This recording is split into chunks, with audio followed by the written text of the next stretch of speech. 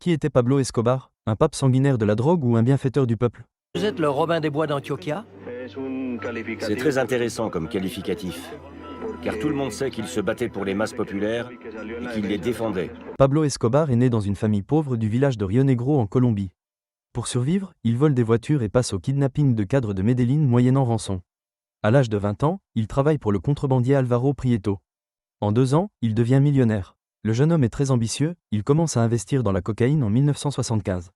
Il s'achète bientôt un avion avec lequel il va passer de grosses quantités de drogue en contrebande. Au début des années 1980, Escobar est à la tête du puissant cartel de Medellín. Au sommet de sa gloire, il contrôle 80% du commerce mondial de la cocaïne. Son empire s'étend de la Bolivie au Pérou, il exporte vers l'Amérique du Nord, l'Europe et l'Asie. Travaillant en toute impunité, il n'hésite pas à neutraliser les représentants de l'autorité que sont les juges ou les policiers en les achetant ou en les éliminant.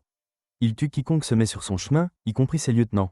En 1989, le magazine Forbes le classe au 7e rang des plus grandes fortunes du monde. Un magazine évalue votre fortune à 5 milliards de dollars. Un chiffre pareil, non. Tout ça, ce sont des histoires à dormir debout. À combien s'élève-t-elle alors? Comme dit le proverbe, en matière de richesse et de bonté, le bon chiffre, c'est la moitié de la moitié. Implacable en affaires, le parrain colombien est un héros parmi les couches les moins aisées de la population de Medellín où il distribue généreusement de l'argent aux pauvres. Mes meilleurs amis sont ceux du bidonville de la décharge municipale. Élu député libéral au Congrès colombien en 1982, le narcotrafiquant construit 500 maisons dans les bidonvilles. On a lancé la construction d'un quartier pour régler le problème des bidonvilles de Medellín. Il propose même de racheter la dette extérieure du pays avec ses narcodollars. Porté par ce succès électoral, il manifeste le désir de jouer un rôle politique plus important, voire d'accéder à la présidence.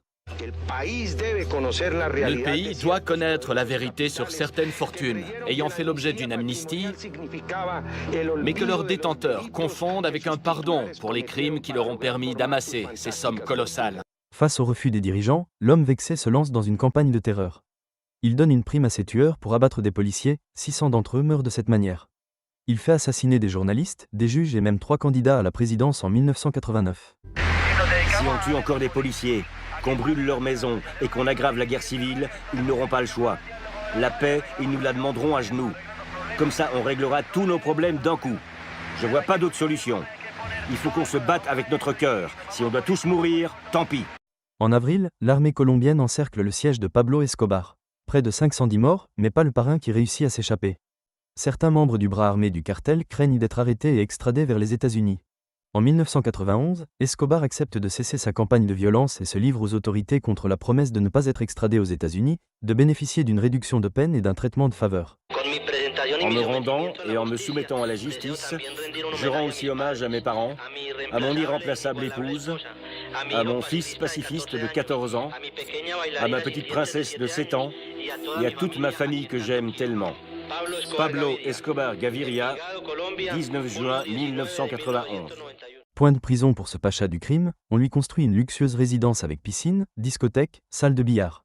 En juin 1991, le président colombien Gaviria revient, un peu gêné, sur ses conditions de détention. Dans les faits, loin d'être reclus, il continue à diriger son cartel, fait les boutiques et reçoit des visiteurs. Il pousse même la provocation jusqu'à tuer des partenaires suspectés de trahison. Pablo Escobar n'était pas en prison. Il a commis l'erreur de tuer des membres des familles Moncada et Galeano, qui d'après lui l'avaient trahi. Ce n'étaient plus des amis. Ils ne nous donnaient plus rien. Ils étaient moins proches de nous que du cartel de Cali. Le patron a fait le point. C'était un guerrier, et un guerrier, ça fait la guerre. Il a pris cette décision, car il a toujours été sur la brèche. À la cathédrale, Galeano a été tué par balle. C'est Otto qui l'a tué. Moi, j'ai tué Kiko Moncada.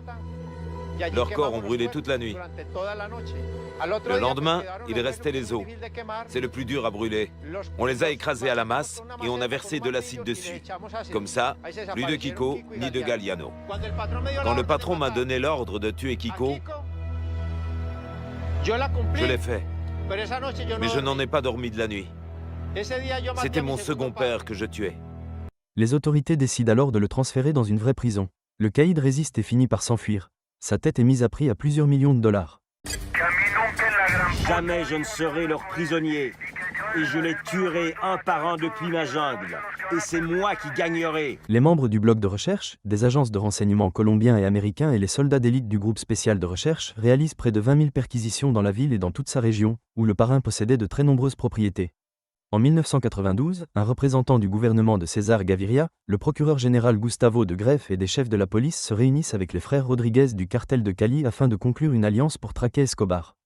Début 1993, un nouveau groupe paramilitaire terroriste Los Pepes apparaît, décidé à éliminer Pablo Escobar et le cartel de Medellín, et fait régner la terreur sur la ville. Los Pepes est l'acronyme pour « les persécutés par Pablo Escobar ». Il est financé par ses rivaux et anciens associés, dont notamment le cartel de Cali et des organisations paramilitaires d'extrême droite menées par Carlos Castaño. Los Pepes ne tarde pas à exercer des représailles. Des bombes explosent devant une des résidences d'Escobar et une hacienda appartenant à sa mère est rasée par un incendie. Ils ont utilisé contre lui ses propres techniques. Ils ont traqué sa famille et tué beaucoup de gens. Ils ont brûlé des ranchs et tué ses chevaux évalués à plusieurs millions de dollars. Tout cela ne fait pas peur à Pablo Escobar, et ce dernier n'hésite pas à menacer le général Hugo Martinez qui est dans son viseur.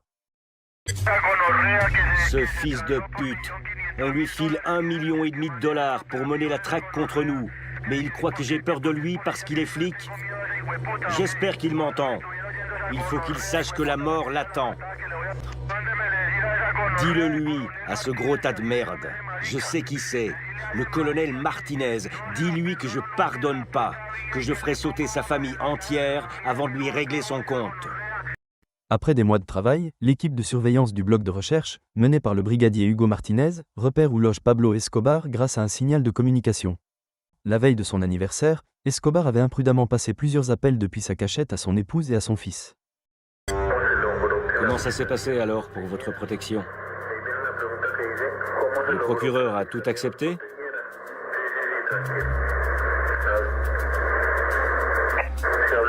Tu as vu quelqu'un du bureau du procureur pour votre exil à l'étranger?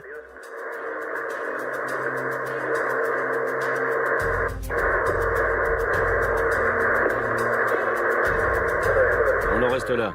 Je te rappelle, ok. Plutôt que d'encercler le quartier, le général Martinez préfère l'attente, l'infiltration et la surveillance. Le plan se termine par l'assaut et par des échanges de coups de feu avec Escobar et son garde du corps. Les deux s'enfuient sur les toits pour tenter d'atteindre une rue derrière l'immeuble, mais sont abattus par la police nationale colombienne. Escobar est touché à la jambe, au torse et par un tir fatal à l'oreille. Pablo Escobar décède le 2 décembre 1993. Lors de son enterrement, une foule immense est venue lui rendre un dernier hommage. Pour certains, il est un criminel impitoyable, responsable de milliers de morts. Pour d'autres, il reste un Robin des Bois, ayant aidé les pauvres de Medellín.